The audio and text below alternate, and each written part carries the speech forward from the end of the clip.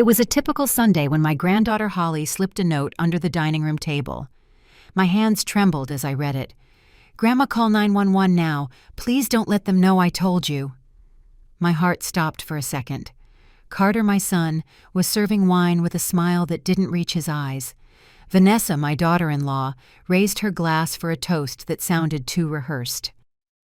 And I, Georgia Herrera, at 66 years old, had just received the most terrifying note of my life from an 8-year-old girl. What the hell was happening in my own house? 3 weeks earlier, it had all started with an argument that changed our family dynamic forever.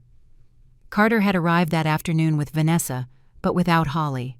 That already seemed strange to me. They always brought the girl on Sundays, but this time their faces were serious, which put me on alert from the moment they walked through the door. "Mom, we need to talk to you," Carter had said, avoiding my gaze as he sat on the sofa. Vanessa remained standing as if preparing for a battle. "It's about the house, and about your future." George, my husband, had gone out to buy the newspaper.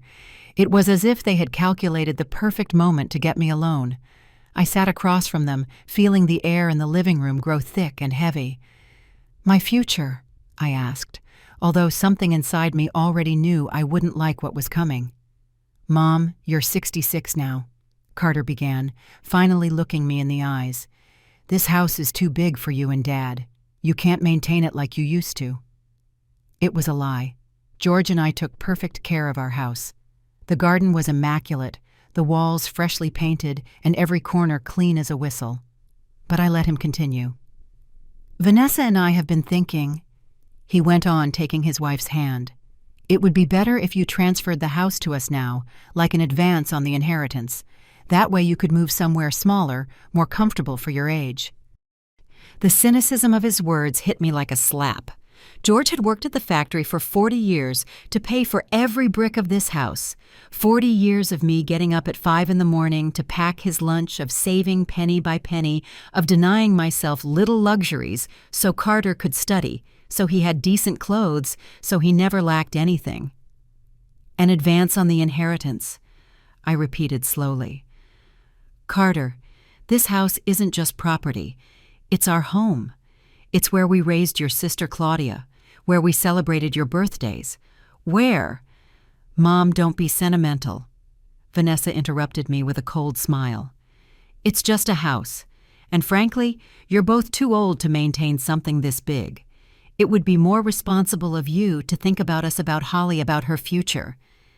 There it was, the card they always played, my granddaughter, as if I didn't think about Holly every second of every day. As if I wasn't the one who bought her school supplies when they ran out of money, who made her costumes for school plays, who watched her when she got sick and they had to work. "We have debts, Mom," Carter confessed, lowering his voice. "Big debts. If we don't pay them soon, we're going to lose everything. And Holly doesn't deserve to go through that." My son wasn't asking for help. He was demanding I give them my house, my home, the place where I had built my entire life, and he was doing it using my granddaughter as emotional blackmail. "What kind of debts?" I asked, although from the way Carter avoided my gaze, I already had a terrible suspicion. "That doesn't matter," Vanessa chimed in quickly. "What matters is that we can solve this if you help us, if you give us the house." "No," I said firmly. "This house is not for sale, and I'm certainly not giving it to you so you can pay off debts you don't even have the courage to tell me about." Vanessa's face transformed. The mask of kindness fell away like a torn dress. "Georgia, I don't think you understand the gravity of the situation. We aren't asking. We are informing you of what's going to happen." "Excuse me." I stood up, feeling the blood boil in my veins. "Look, old woman," Vanessa said, and that word left her mouth like poison. "You're getting old. George is too. Any minute now, you're going to need special care. You'll be too senile to make decisions. Don't you think it's better to do this the easy way now?" Carter said nothing. My own son stayed silent while his wife threatened me in my own living room. In that moment, I understood I had lost my son a long time ago. Vanessa had stolen him, turned him into a stranger who looked at me like I was an obstacle in his path. Out, I said, in a voice I didn't recognize as my own. Get out of my house, now. Mom, Carter started. Out, I screamed, pointing to the door. And don't come back until you're ready to apologize and tell me the truth about those debts. They left, slamming the door so hard it rattled the windows. George arrived 10 minutes later and found me crying on the sofa with a pain in my chest that I didn't know if it was from anger or sadness. I told him everything. George was silent for several long minutes, processing our son's betrayal. Finally, he took my hand and said, "Georgia, something tells me this isn't over." He was right, because 3 weeks later, Carter and Vanessa showed up at my door with holly and fake smiles, as if nothing had happened, as if they hadn't threatened me, as if they hadn't tried to steal my house. And now, with that note trembling between my fingers, I understood that George had been right. This wasn't over. It had barely begun. "Is everything okay, Mom?" Carter asked from the other side of the table, his voice sounding strangely high-pitched. I quickly folded Holly's note and slipped it into the pocket of my green dress, trying to keep my expression neutral.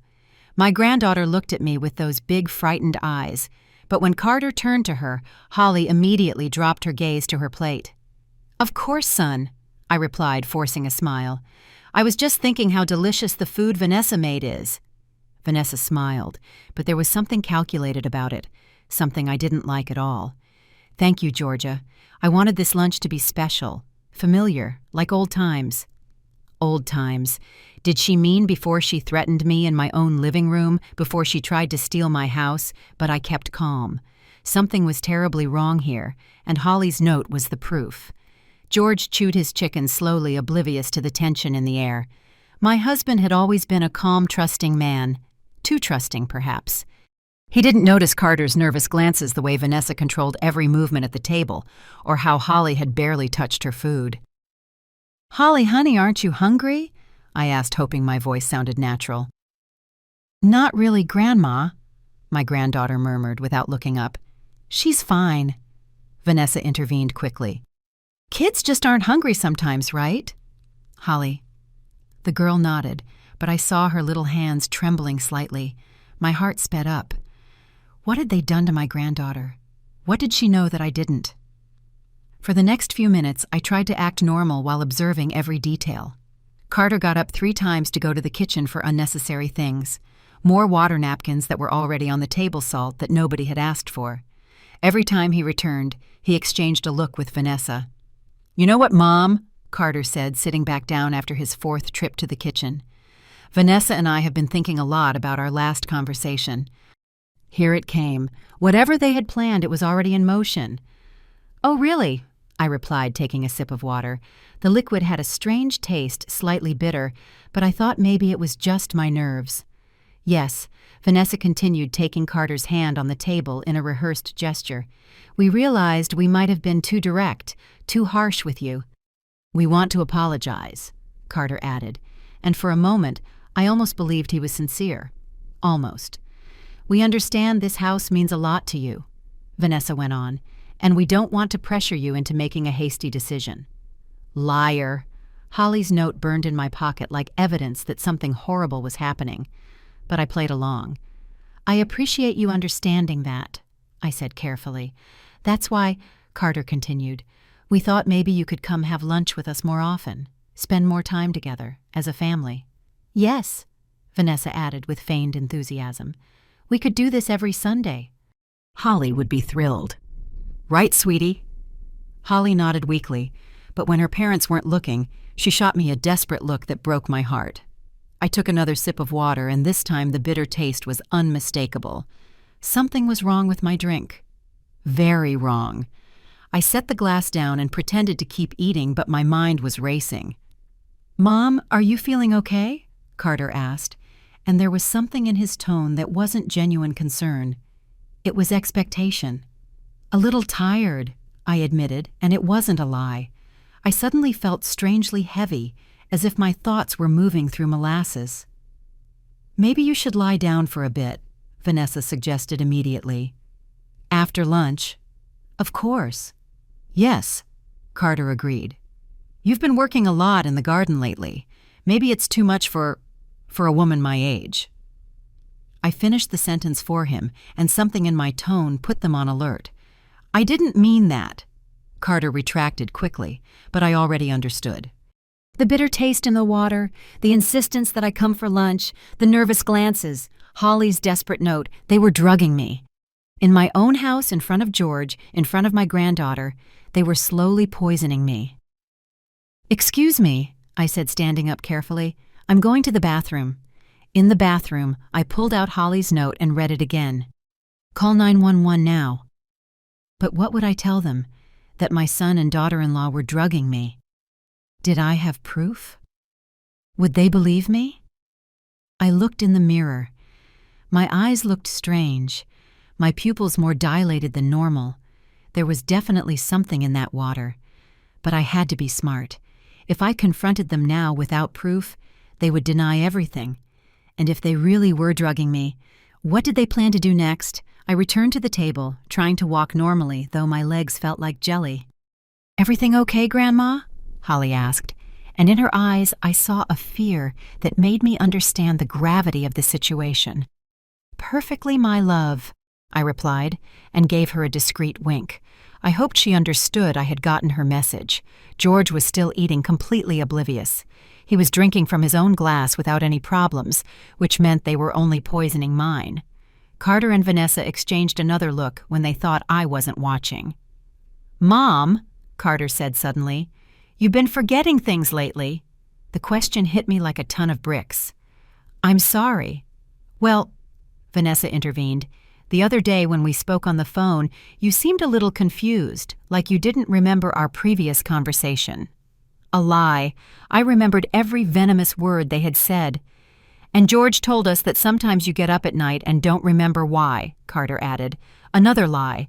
George had never said that because it had never happened. But my husband looked at them curiously, clearly confused by these supposed conversations that had never occurred. "I don't remember saying that," George muttered. "Oh, but it's normal," Vanessa said quickly. "Sometimes older people don't notice these little changes. It's gradual." They were building a narrative. They were painting me as a senile, forgetful woman who needed special care, and they had probably been planning this for weeks. "Maybe you should see a doctor," Carter suggested with false concern, "just to make sure everything is okay." "A geriatrician," Vanessa added. "We know a very good one, very understanding about delicate situations." A doctor who was probably bought off, or at least willing to diagnose dementia based on their testimony. The plan was becoming clearer by the second. "Mom, are you listening to me?" Carter asked, and I realized I had been quiet for too long. "Yes, son," I replied, letting my voice sound slightly confused. "Sorry, I got distracted." "What were you saying about a doctor?" Vanessa smiled triumphantly. Carter visibly relaxed. They thought their plan was working. But I understood everything. They were drugging me to make me seem senile. They would document my confused behavior during these family lunches. They would get witnesses to confirm my mental decline. And then, with the help of their bought-off geriatrician, they would declare me incompetent to handle my own affairs. The house would be theirs, and I would end up in some nursing home drugged and silenced while they enjoyed the fruits of 40 years of my and George's hard work. But they had one problem. Holly, my brave granddaughter, had discovered their plan and risked everything to warn me. Now I had to be smarter than them. The rest of the lunch was an award-worthy performance. I pretended to be increasingly confused, dropped my fork a couple of times, and asked the same question twice. Carter and Vanessa exchanged satisfied glances every time I seemed lost. George, my poor George, started to genuinely worry. "Georgia, are you sure you feel all right?" he asked me, touching my forehead with his hand. "You're a little pale." "I'm fine, my love," I replied, but I let my voice tremble slightly. "Just a little tired." "See, Dad?" Carter said, using that condescending voice he had perfected in recent weeks. "This is why we're worried. Mom has been different." Vanessa nodded with a look of fake concern. "George? I've noticed it too. On our last few visits, Georgia seemed disoriented, as if she couldn't remember conversations we'd just had." My husband looked at me with eyes full of real love and concern. I hated lying to him, hated making him believe something was wrong with me, but I needed time to fully understand Carter and Vanessa's plan. "Maybe we should call Dr. Martinez," George suggested. "He's been our doctor for 20 years. No, Vanessa intervened quickly. "Dr. Martinez is too old. For these specialized issues, you need someone more up-to-date, a specialist." "We know Dr. Victor Mitchell," Carter added. "He's the best geriatrician in the city. Very understanding, very professional." There it was, their bought-off geriatrician, the man who had probably agreed to diagnose dementia in exchange for money or favors. "We could make an appointment for next week," Vanessa continued, "just for him to check Georgia, so we can all have peace of mind." Holly had remained silent during this whole conversation, but I could feel her tension from across the table. When her parents were distracted talking to George about doctors and symptoms, my granddaughter looked at me directly and mouthed one word: "Careful." My heart swelled with pride and fear. This brave 8-year-old girl was risking everything to protect me, and I had to live up to her courage. "I think that's a good idea," I finally said, surprising everyone. "If you all think I need to see a doctor, I trust your judgment." The triumphant smile that crossed Vanessa's face was chilling. Carter relaxed completely, clearly convinced their plan was working perfectly. "Perfect, Mom," Carter said, taking my hand with a fake tenderness that turned my stomach. "We'll make the appointment tomorrow morning." After lunch, they insisted I rest while they cleared the table. George went to his study to read the newspaper, and I pretended to go to my room, but I stood listening from the hallway. "Do you think she's buying it?" Vanessa whispered. "Completely," Carter answered in a low voice. "You saw how she was acting during lunch. Confused, lost, perfect." "And what about George?" "George is a minor problem. He's so in love with Mom, he'll do anything he thinks is best for her. Once Dr. Mitchell confirms the diagnosis, George will sign any paper we put in front of him." "Are you sure Mitchell will cooperate?"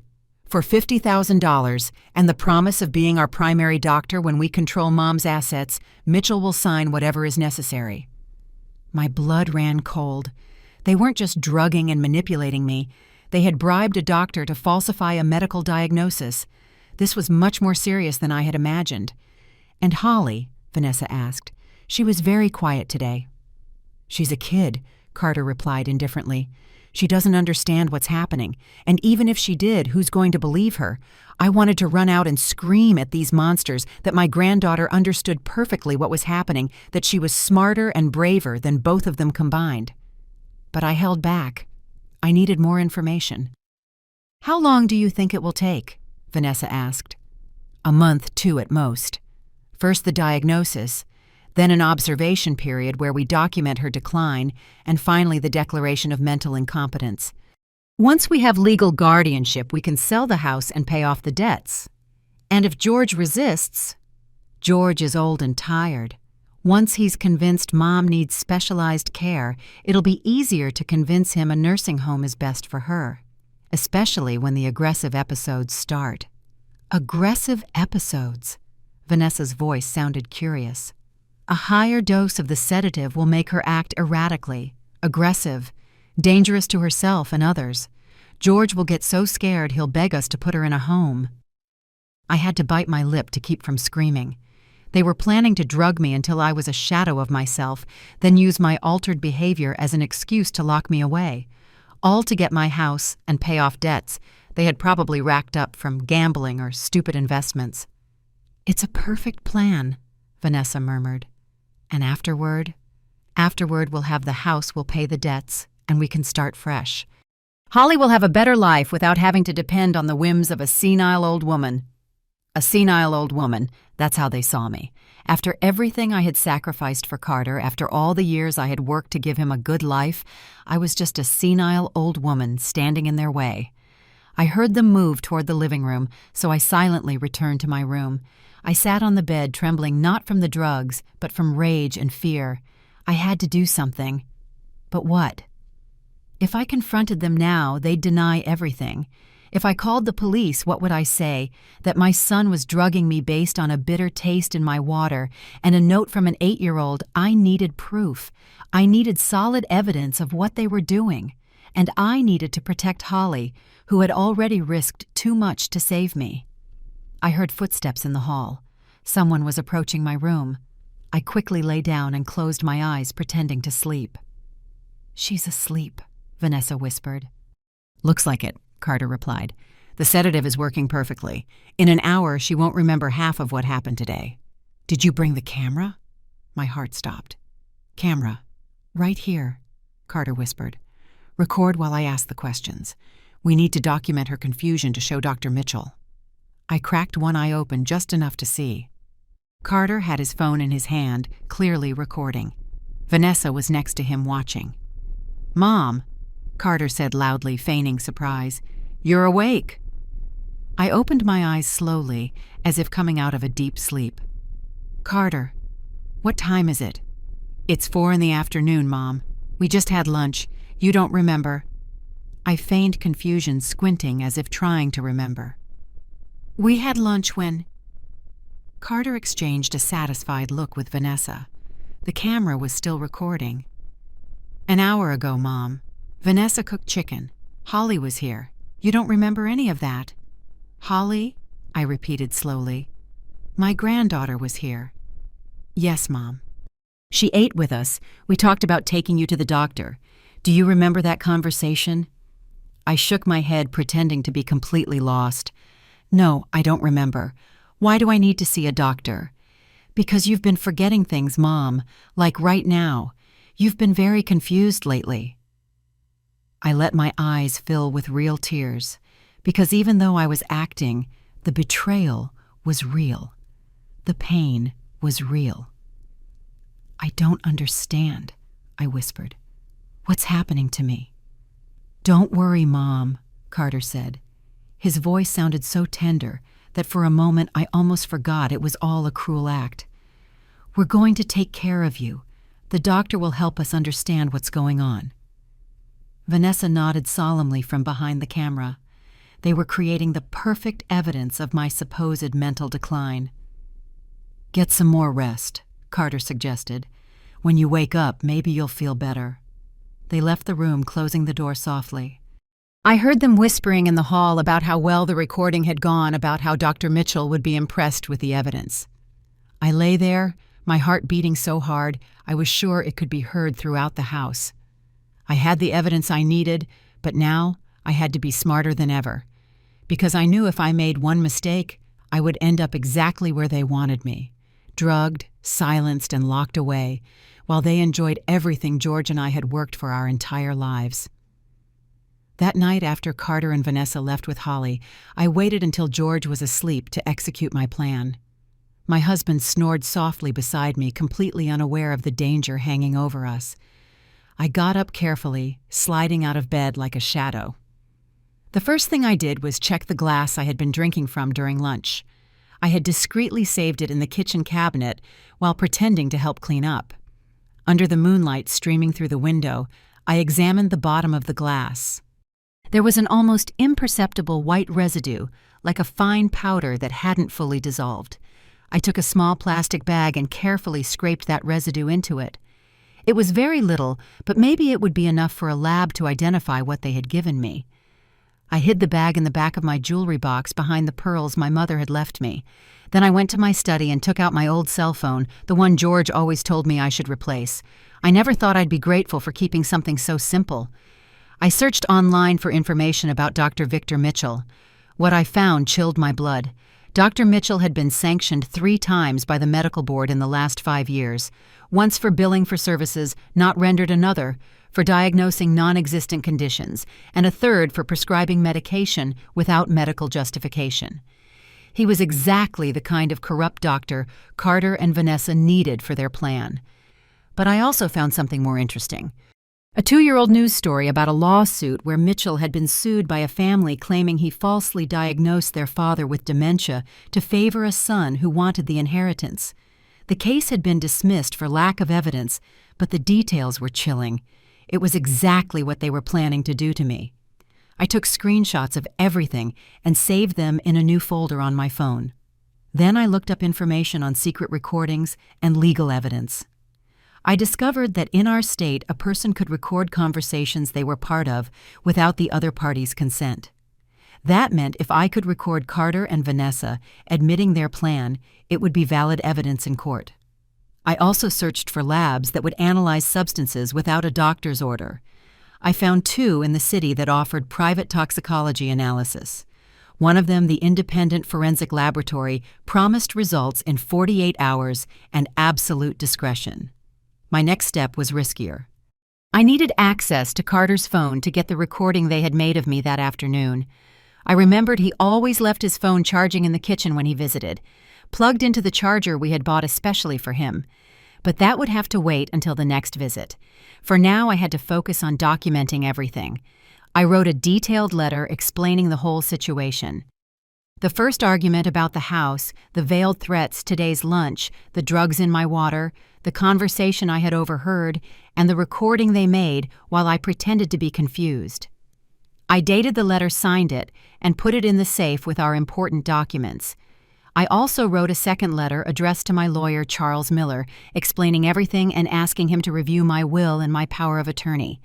If something happened to me, I wanted to be sure George was protected and that Carter couldn't manipulate him.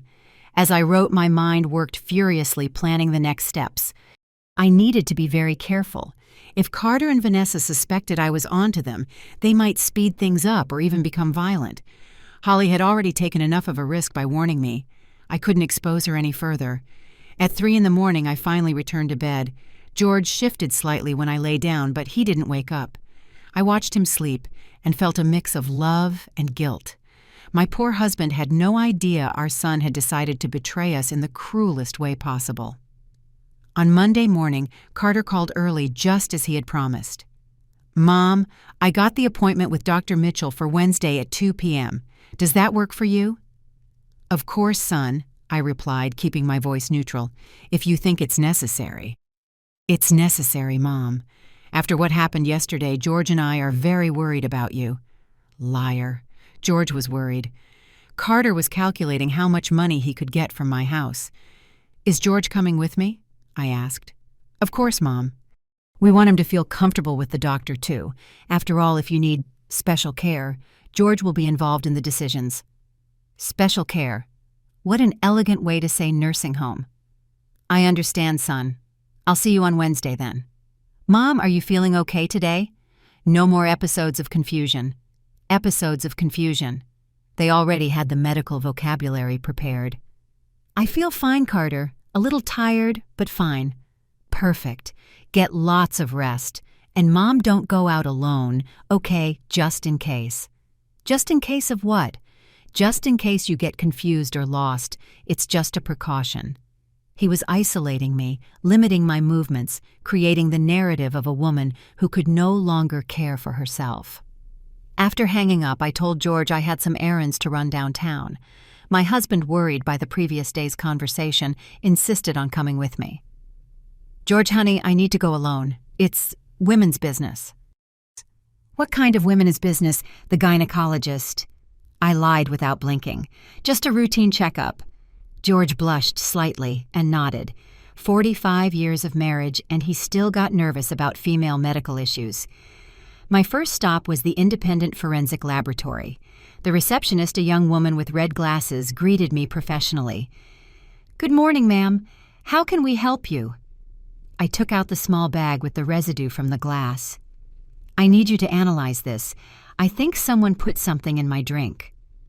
The receptionist didn't seem surprised. She had probably seen similar cases before. "Do you have any idea what kind of substance it might be? Something that causes confusion, drowsiness, memory loss? A sedative, maybe?" "Understood. The full analysis costs $200 and will have results in 48 hours. Will you need an official report for legal purposes?" "Yes, please." I filled out the forms using my full name. I paid in cash and kept the receipt. In 48 hours, I would have scientific proof they were drugging me. My second stop was Charles Miller's law office. My lawyer had known me for 20 years. He had handled the purchase of our house, our wills, and a few minor issues over the years. "Georgia, what a surprise. How are you and George?" "Charles, I need your help with something very serious." I told him the whole story. Charles listened without interrupting, but I saw his expression harden with every detail. Georgia, this is extremely serious. What you're describing constitutes several crimes: attempted fraud, administering a substance without consent, conspiracy to commit fraud. What can I do to protect myself? First, we're going to review your will and your power of attorney. We'll make sure only George can make medical decisions for you, and only in the event of actual documented incapacity by independent physicians. And if they try to have me declared incompetent, with the evidence you're gathering, it will be impossible. But we need more evidence. Do you have a way to record their confessions? I'm working on that. Charles gave me a small digital recorder the size of a lipstick. This records for up to 8 hours. The quality is excellent, and it's completely legal to use in conversations you are part of. He also gave me a card with the number of a private investigator. If you need additional help gathering evidence, Naomi Garcia is the best. Very discreet, very professional. I left the office feeling more prepared, but also more nervous. Wednesday was the appointment with Dr. Mitchell, and I knew it would be the most dangerous moment. I had to act confused enough that they wouldn't suspect, but not so much that the false diagnosis seemed credible. That night, George and I ate dinner in silence. My husband watched me with concern, clearly disturbed by Carter's comments about my confusion. "Georgia," he finally said, "did you really not remember lunch on Sunday?" My heart broke. George was beginning to doubt my sanity based on our son's lies. "George, honey," I said, taking his hand, "have I ever lied to you in 45 years of marriage? Never." "Then trust me when I tell you that something is very wrong here. Something Carter and Vanessa aren't telling us." George looked me in the eyes for a long moment. Finally, he nodded. "I trust you, Georgia. I've always trusted you." It was all I needed to hear. Whatever happened on Wednesday, George would be on my side. Wednesday arrived like an expected storm. Carter and Vanessa showed up at my door at 1:30 with fake smiles and formal clothes that looked chosen to make a respectable impression on the corrupt doctor. "Ready, Mom?" Carter asked, offering me his arm as if I were a frail old woman who needed help walking. "Ready," I replied, making sure the recorder Charles had given me was hidden in the inner pocket of my purse. George accompanied us in silence, but I could feel his tension. My husband was an intuitive man. Something told him this appointment wasn't what it seemed. Dr. Mitchell's office was in a downtown medical tower on the 14th floor. The waiting room was luxurious, with cream-colored leather chairs and fashion magazines, all designed to give an impression of success and reliability. "Mrs. Georgia Herrera," Carter announced to the receptionist, an older woman with perfectly styled hair and a professional smile. "Of course, Dr. Mitchell is expecting you." We were shown into a spacious office with framed diplomas covering one wall. Dr. Mitchell was a man in his 50s with perfectly coiffed gray hair and a smile that didn't reach his eyes. Exactly what I expected from a doctor willing to falsify diagnoses for money. "Mrs. Herrera, a pleasure to meet you," he said, shaking my hand with a grip that lasted too long. "Your son has told me about his concerns." "Doctor," Carter intervened immediately. "As I explained on the phone, Mom has been having episodes of confusion, memory loss, temporary disorientation." "I understand." Mitchell nodded, taking notes in a ledger. "How often do these episodes occur?" "More and more frequently," Vanessa lied. "Last Sunday she didn't remember having lunch with us just an hour later." George shifted uncomfortably in his chair. "Doctor, I live with Georgia every day, and I haven't noticed." "That's normal," Mitchell interrupted quickly. "Family members who live with the patient daily often don't notice the gradual changes. It's the relatives who visit occasionally who detect the decline." How convenient. A perfect explanation to dismiss George's testimony. "Do you have any recordings of these episodes?" Mitchell asked, turning to Carter. "As a matter of fact, I do," Carter replied, taking out his phone. "On Sunday, I recorded a moment when Mom seemed completely lost." My heart sped up. This was the moment I had been waiting for. Carter played the video they had recorded when I pretended to be confused after lunch. On the screen, I saw myself seemingly disoriented, asking where I was and if Holly had been at the house. The performance looked convincing. Too convincing. "As you can see," Carter explained. She didn't remember anything about the lunch we'd had an hour before. Very concerning, Mitchell muttered, taking more notes. Mrs. Herrera, do you remember recording this video? It was a trap. If I said yes, I would contradict the video evidence. If I said no, I would confirm his diagnosis of memory loss. Not clearly, I answered carefully. I remember being tired that afternoon. And do you remember the lunch your son is talking about?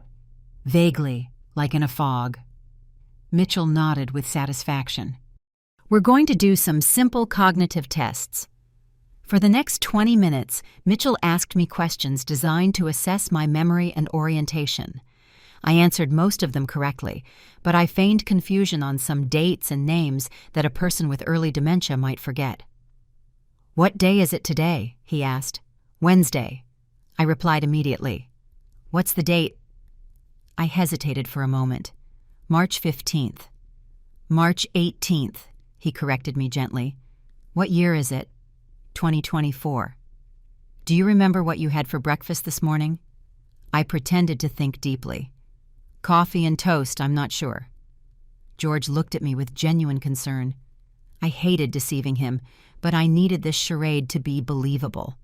After the tests, Mitchell asked to speak with Carter and Vanessa alone. George and I waited in an adjoining room. Georgia, George whispered, taking my hand, do you really not remember breakfast? You had oatmeal with strawberries. George, trust me, I whispered back. Everything will be all right. Through the slightly open door, I could hear snippets of the conversation. Symptoms consistent with early-onset dementia. Progressive cognitive decline. Recommend evaluation to determine capacity. Specialized care may be necessary. After 10 minutes, they called us back into the office. Mitchell wore a grave expression that looked rehearsed. Mrs. Herrera, based on my observations and the tests we've conducted, I have some concerns about your cognitive function. What kind of concerns? George asked. The symptoms your wife is presenting are consistent with the early stages of senile dementia. The recent memory loss, the temporal confusion, the difficulty recalling recent events. Are you sure? George looked devastated. We would need to do more tests to confirm the diagnosis, Mitchell continued, but I strongly recommend you start considering options for specialized care. Like what? Carter asked, feigning surprise.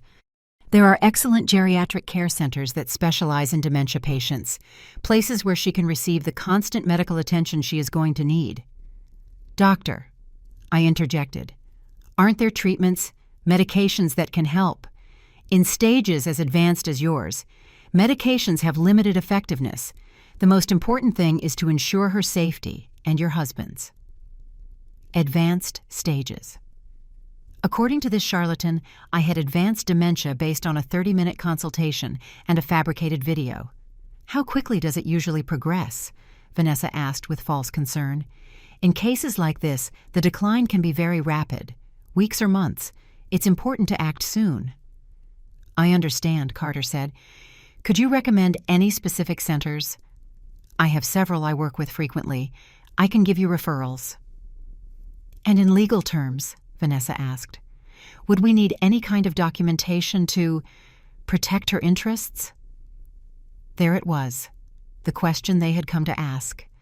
In cases of confirmed dementia, it's advisable to establish a power of attorney so responsible family members can manage her financial and medical affairs, Mitchell replied. Could you provide the necessary medical documentation? Carter pressed. Of course. I can prepare a detailed report on Mrs. Herrera's mental state. It was exactly what they had come for, a false diagnosis that would allow them to take control of my assets and put me in a home. Doctor, George said finally, I'd like a second opinion. Mitchell tensed slightly. Of course, that is your right. Although I must warn you that every day that passes without proper treatment is a lost day. Which doctor do you recommend we consult? George asked. Mitchell named 2 doctors who were probably also on his payroll or at least willing to confirm his diagnosis without asking uncomfortable questions.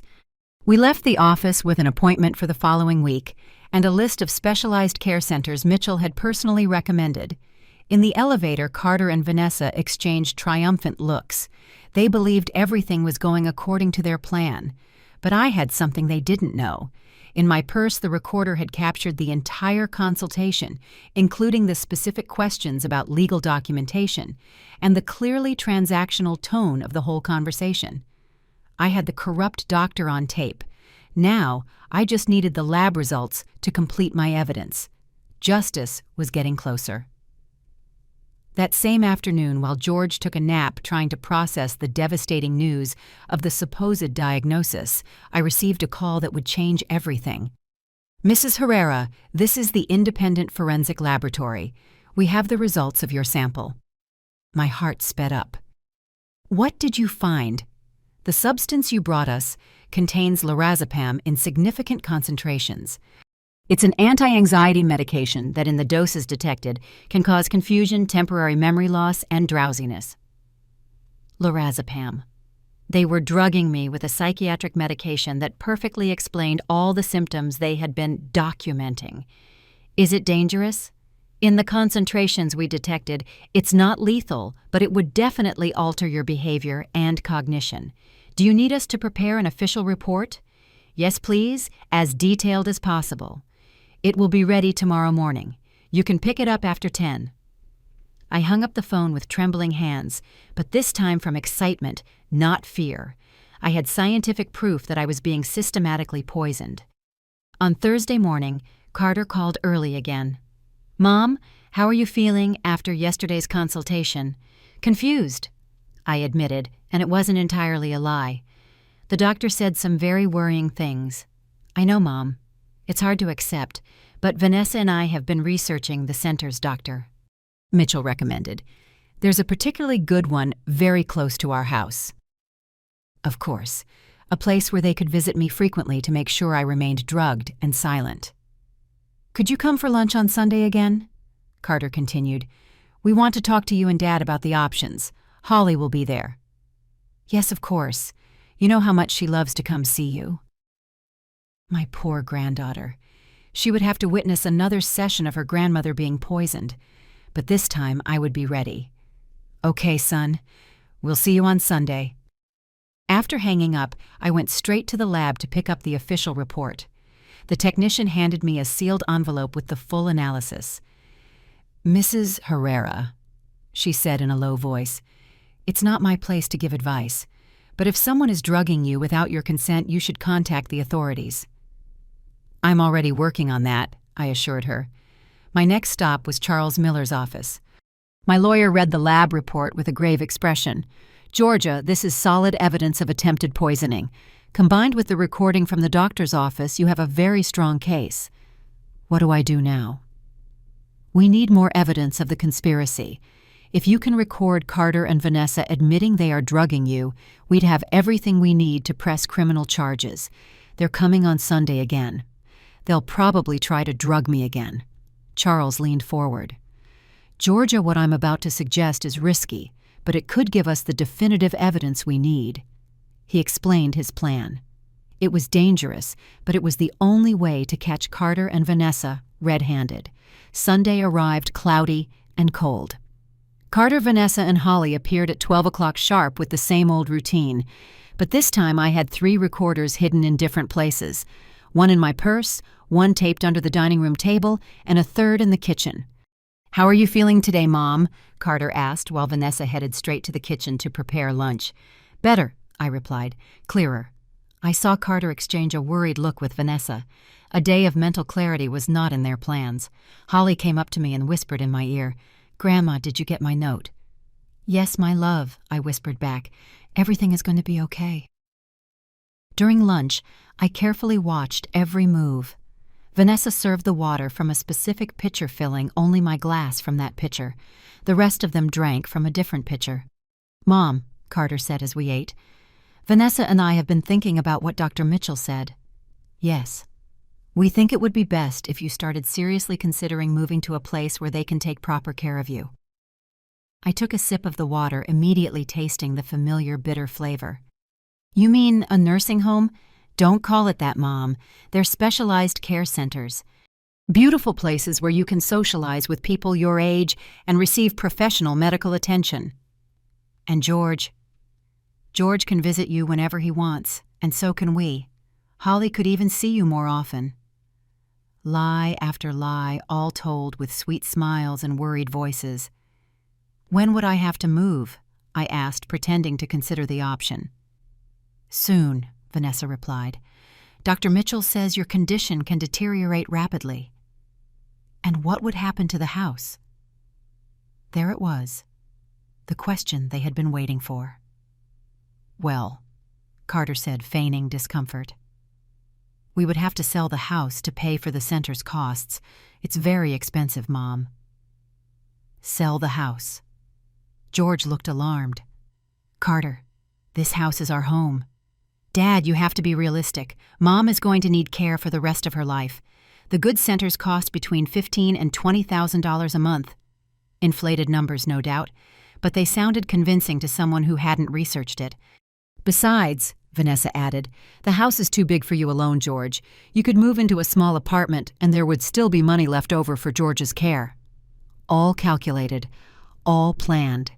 They would separate me and George, sell our house, and keep the majority of the money after paying for a few months at the cheapest center they could find. I don't know, George murmured. This is all very sudden. Dad, Carter said impatiently, we can't wait. What if Mom has a more severe episode? What if she gets hurt? What if she gets lost? Holly had remained quiet during this whole conversation, but I saw her eyes fill with tears. This brave girl knew exactly what her parents were doing to her grandmother. Maybe we should consult a lawyer, George suggested. A lawyer. Carter tensed. Why do we need a lawyer? To make sure we are protecting your mother's interests, to make sure everything is done correctly. Dad, we're just trying to help, Vanessa said in a syrupy voice. A lawyer would only complicate things. Besides, Carter added, Mom isn't in a condition to make complex legal decisions. Dr. Mitchell was very clear about that. I realized the time had come. I needed them to admit something more specific. Carter, I said, letting my voice sound confused. Why can't I remember things? Why do I feel so tired after our lunches? Carter and Vanessa exchanged a quick, revealing glance. It's your condition, Mom, Carter answered carefully. But I feel fine on other days. It's only after I come here that I feel strange. Vanessa became visibly nervous. Georgia, it's normal to feel more tired after socializing. It's part of your illness. But why only here? I insisted. Why doesn't it happen at home with George? Mom, you're getting confused again, Carter said, but his voice had a warning tone. It was now or never. I had to take the risk. Is there something in the food? I asked directly. Something in the water? The silence that followed was deafening. Carter and Vanessa stared at me in shock, clearly not expecting such a direct question. George sat up straight. What are you implying, Georgia? George, I said slowly, I think someone is drugging me. The reaction was immediate. Carter stood up abruptly, his face red with anger. How can you say something like that? We're your family. Georgia, you're delusional, Vanessa added, but her voice was trembling. Holly looked at me with wide eyes, clearly frightened by the tension that had exploded in the room. George, I continued, the water I drank today had the same bitter taste as last week. Only my water. No one else drank from the same pitcher.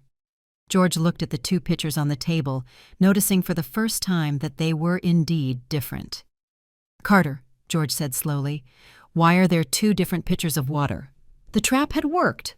Now I just had to wait for them to say something incriminating that the recorders could capture. The moment of silence that followed was like the eye of a hurricane. I could see Carter and Vanessa rapidly processing their options, deciding whether to keep lying or change tactics. Dad, Carter finally said, his voice trying to sound calm but trembling slightly. Mom is having another paranoid episode. Dr. Mitchell warned us this might happen. Paranoid episode, I repeated, feigning confusion but holding my ground. George, taste the water from my glass. George reached for my glass, but Vanessa quickly stood up and grabbed it. No, George, she said with a forced smile. Georgia has been drinking from that glass. If she has an infection or a virus, you could get sick." What a fast liar, but her reaction was exactly what I needed. "Since when are you worried about my health, Vanessa?" I asked directly. The mask of kindness slipped from her face for a second, revealing the coldness underneath. "I have always cared about this family, Georgia." "Is that why you want to lock me in a nursing home and sell my house?" "Mom!" Carter shouted, finally losing his composure. "Stop it! You're sick! You don't know what you're saying!" "I know exactly what I'm saying," I replied, standing up. My moment had come. "I know you've been drugging me for weeks. I know you planned all this to have me declared incompetent. And I know Dr. Mitchell is a fraud you bought to sign a false diagnosis." George looked at me with shock, but also with recognition. My husband was a smart man. The pieces were falling into place. "Georgia," George said slowly, "are you sure about what you're saying?" "Completely sure." Carter turned to his father. "Dad, don't you see what's happening? Mom is having delusions of persecution.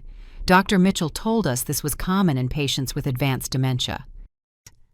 But Holly, my brave granddaughter, chose that moment to speak. "She's not delirious," she said in a small but firm voice.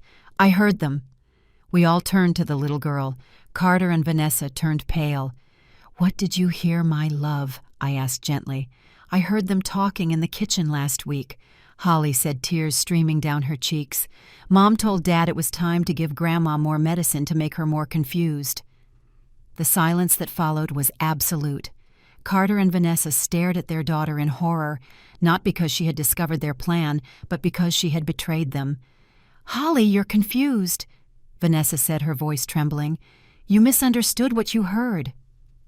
"I understood," Holly insisted more forcefully. "You said the doctor would give you papers to take Grandma's house. You said Grandma would be better off in a place where she couldn't bother you anymore." George stood up slowly, his face transforming from confusion to fury. "Carter, what the hell is going on here?" "Dad, Holly is a child. She doesn't understand." "Enough!" George roared, and I had never seen him so angry. "Have you been drugging your mother?" Carter opened and closed his mouth like a fish out of water. Vanessa took charge. "Georgia is very sick. Sometimes we have to give her medication to calm her down, for her own good." "Medication? What kind of medication?" "Just something mild to help with her anxiety." "Without a prescription," I added. "Without my consent, without George's knowledge." "Because we knew you wouldn't understand," Vanessa shouted, finally losing control. "You two are too stubborn to recognize that Georgia needs help. And you decided to help her by drugging her."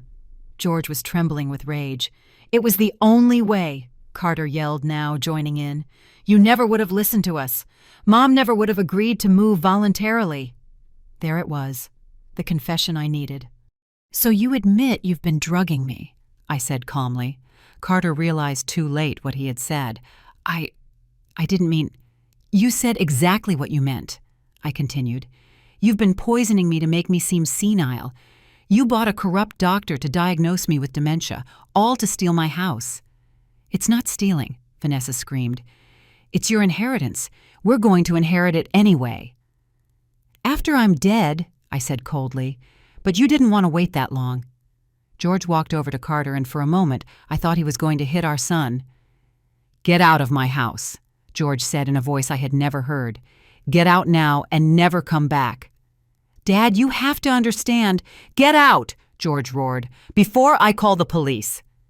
"The police?" Vanessa laughed nervously. "Why, we haven't done anything illegal." I took out my phone and showed the screen where I had been recording the entire conversation. "Administering poison without consent, medical fraud. Conspiracy to commit fraud. Elder abuse." I listed calmly, "All recorded, all admitted by you yourselves." The color drained from Carter and Vanessa's faces as they understood the magnitude of their mistake. "I also have the lab analysis of the lorazepam you put in my water," I continued, "and the recording of your consultation with Dr. Mitchell, where you discussed how to get legal documentation to control my assets." Carter collapsed into a chair, finally understanding they had lost. "Mom,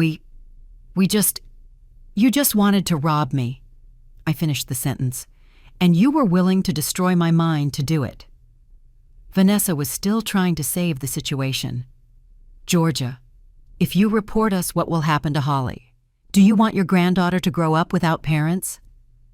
It was her last attempt at manipulation using Holly as a shield, but my brave granddaughter came to my side and took my hand. Grandma, she said firmly, do what you have to do. I love you, but what they did is wrong.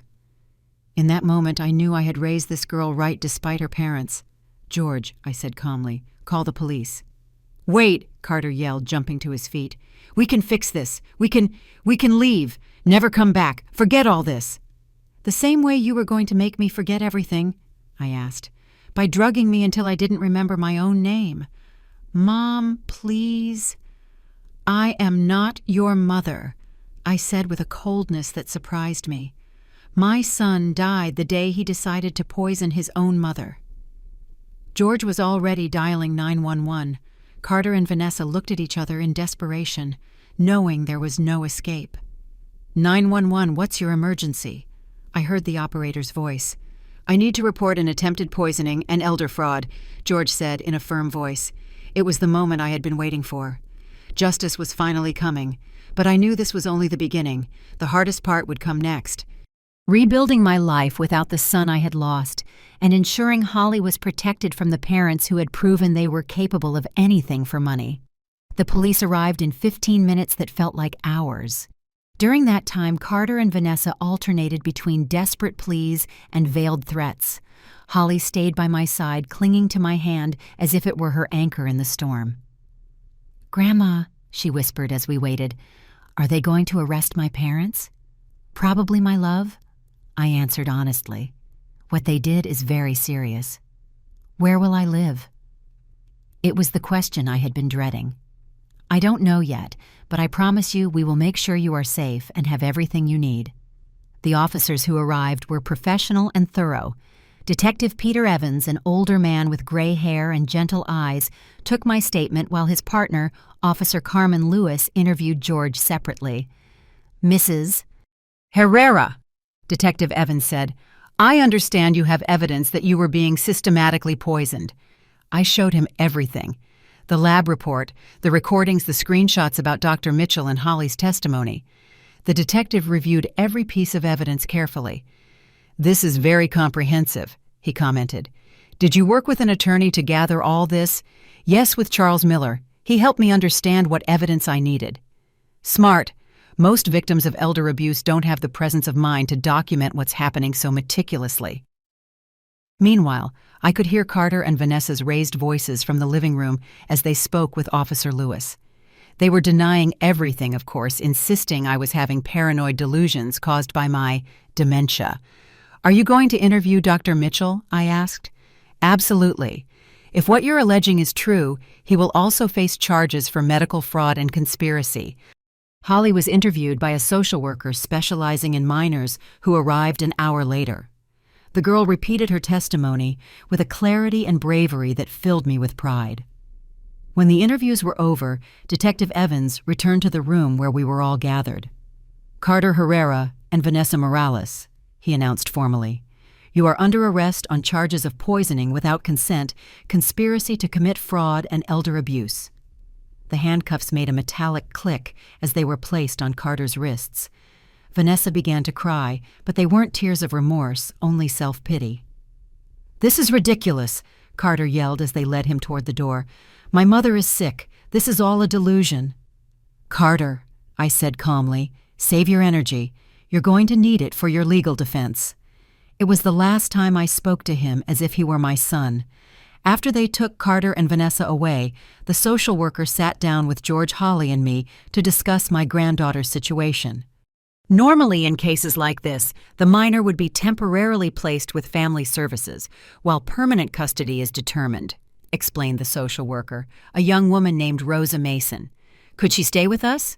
George asked immediately.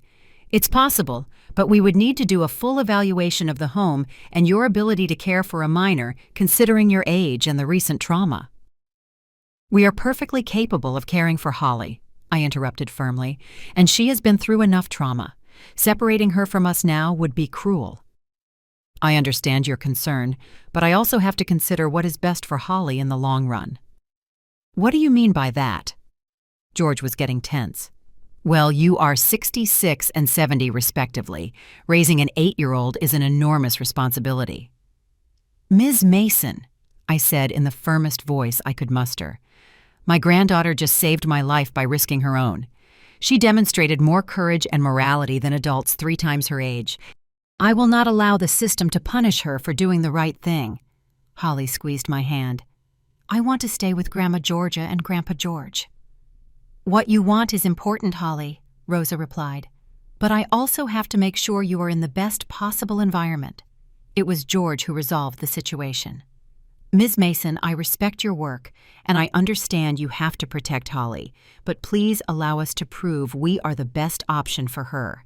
Let her stay with us temporarily while you conduct your evaluation. Rosa considered the proposal.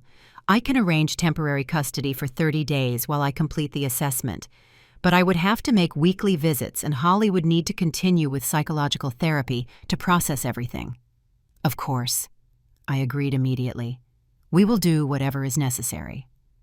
After Rosa left, the 3 of us sat in the living room processing everything that had happened. The house felt different, as if it had been cleansed of an invisible contamination. Grandma, Holly said after a long silence, are you sad about what happened to my parents? It was a complex question that deserved an honest answer. I'm sad for the son I thought I had, I replied carefully. I'm sad because Carter made choices that destroyed our family, but I am not sad that we are safe now. I destroyed the family by telling you their secret. My heart broke. This child was blaming herself for her parents' evil. Holly, look at me, I said, taking her face in my hands. You didn't destroy anything. You saved everything. You were the only brave person in this whole situation. But now my parents are going to jail. Your parents are going to jail because they made very bad decisions.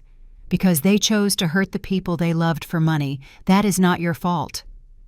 George joined the conversation. Holly, sometimes adults do very wrong things. When that happens, there are consequences. But you did exactly the right thing. That night, after Holly fell asleep in the guest room, we had temporarily turned into her room.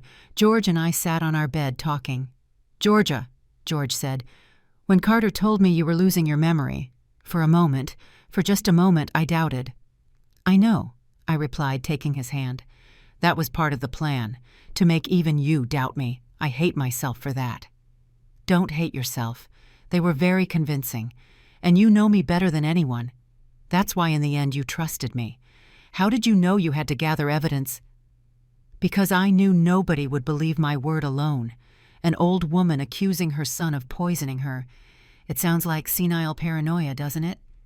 George nodded sadly. What happens now?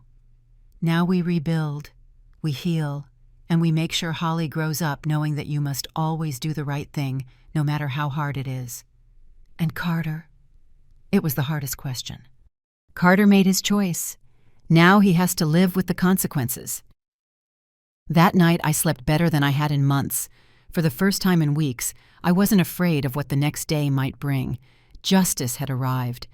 But more importantly, my real family, the one that truly loved me, was safe. 6 months later, I sat in my garden watching Holly play with the new puppy George had gotten her for her 9th birthday. The afternoon sun cast long shadows among the flowers we had planted together in the spring. For the first time in a long time, I felt a deep and true peace. The trial had ended 3 weeks earlier. Carter was sentenced to 2 years in prison for poisoning and conspiracy to commit fraud. Vanessa received 18 months for her part in the plot. Dr. Mitchell lost his medical license and was fined $100,000 for medical fraud. It wasn't enough, Charles Miller had said after hearing the sentences. They deserved more time. It was enough, I had replied. The important thing wasn't the punishment, but ensuring they could never hurt me or anyone else again. Holly had stayed with us through the whole process. Rosa Mason's evaluation had been exhaustive but fair, and she finally determined that George and I were the best environment for my granddaughter. The temporary custody had become permanent last month. "Grandma Georgia!" Holly shouted from the yard. "Look what Buddy can do!" The golden puppy had learned to shake, and Holly was beaming with pride. These last few months had transformed her from a frightened, guilt-ridden child into a little girl full of life and confidence. "Very good, my love," I shouted back. "Come on, let's get dinner ready." George got home from work shortly after. At 70, he had decided to take a part-time job at a local hardware store. "To keep me active," he said, but I knew it was to ensure we had enough income to take proper care of Holly. "How was school today?" he asked Holly as he washed his hands in the sink. "I got an A in math," she announced proudly, "and the teacher said my essay on heroes was the best in the class." "What did you write your essay about?" I asked, though I already had a suspicion. "About you, Grandma. I wrote about how you're the bravest person I know." My heart swelled. This extraordinary child had turned the most painful betrayal of my life into something beautiful. During dinner, Holly told us about her friends at school, about the play they were preparing, about the science project she wanted to do on medicinal plants. Her life was filled with the normal, wonderful things every 9-year-old girl should have. "Grandma," she said as we washed the dishes together, "do you ever miss Dad, Carter?" It was a question she asked from time to time, and I always gave her the most honest answer I could. "I miss the Carter who existed when he was your age," I said. "I miss the boy who played in this same yard and helped me cook in this kitchen, but that Carter got lost a long time ago. Do you think he'll ever come back?" "I don't know, my love. People can change, but they have to want to change, and they have to be willing to accept the consequences of what they did." Carter had written me 3 letters from prison.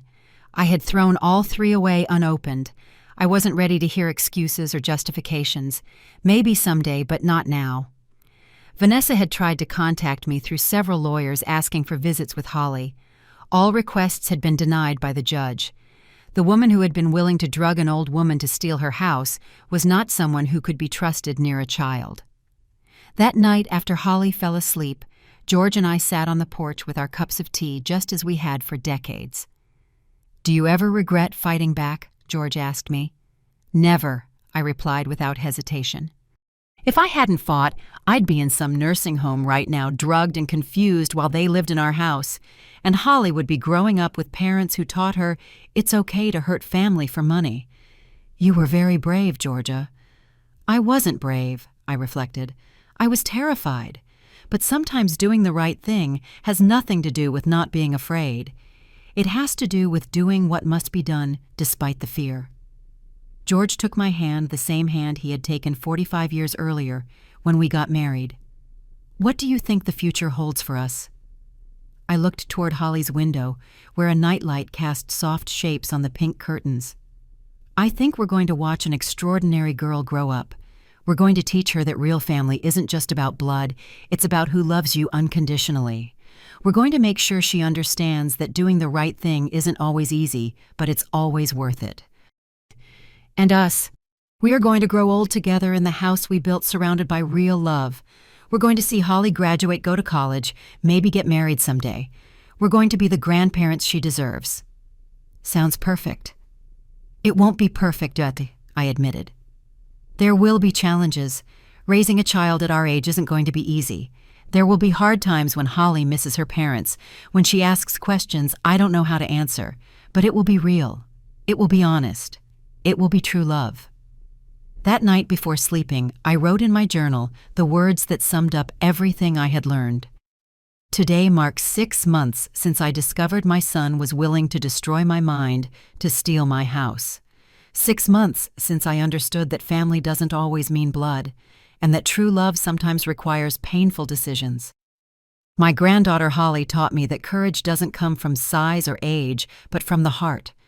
She taught me that doing the right thing is more important than keeping a false peace. She taught me that sometimes saving someone requires risking everything. Carter made his choice. He chose money over love, greed over family betrayal over honesty. He is living with the consequences of that decision. I made my choice too.